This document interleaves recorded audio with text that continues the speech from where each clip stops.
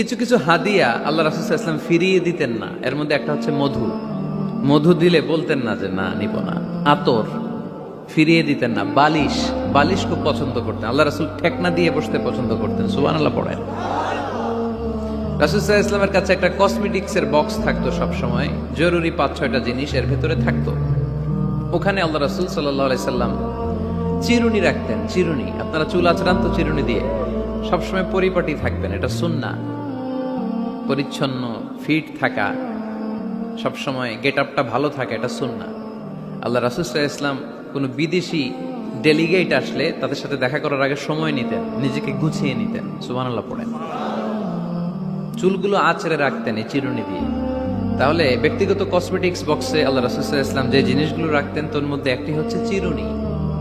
2 number, আল্লাহ রাসূল সাল্লাল্লাহু আলাইহি ওয়াসাল্লাম জাইতুনের তেলের একটা ছোট্ট বোতল রাখতেন। ওয়াত্তিনি ওয়াজ জাইতুন, অলিভ অয়েল।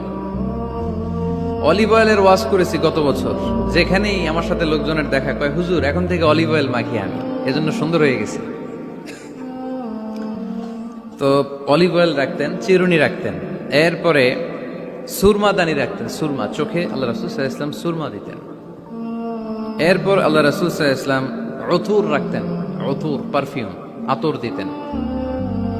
কিছু কিছু বিষয় আছে আরবাউন মিন সুনানিল মুরসালিন, 4টা সুন্নাহ আছে সব নবীদের সুন্নাহ, সবাই এটা করেছেন। এর মধ্যে একটা হচ্ছে উতুর, সব নবীরা আতর দিতেন। সুবহানাল্লাহ, বাড়িতে যাই বলেন আতর দিবেন, এটা সুন্নাহ।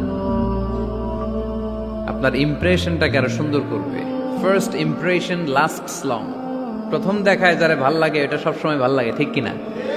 প্রথমেই যদি কারোর সাথে কথা বলতে যাওয়ার পরে দেখা যায় আপনারা দেখতে খারাপ লাগে, গায়ে দুর্গন্ধ, আসবে আর আপনার কাছে? আসবে না। এরপর আসিওয়াক, ওই কসমেটিক্স বক্সে আল্লাহ রাসূল সাল্লাল্লাহু আলাইহি ওয়াসাল্লাম মেসওয়াক রাখতেন। কি রাখতেন? এটাও সব নবীদের সুন্নাত। তো আমরা যেন পরিপাটি থাকি, সব সময় যেন পরিপাটি থাকি।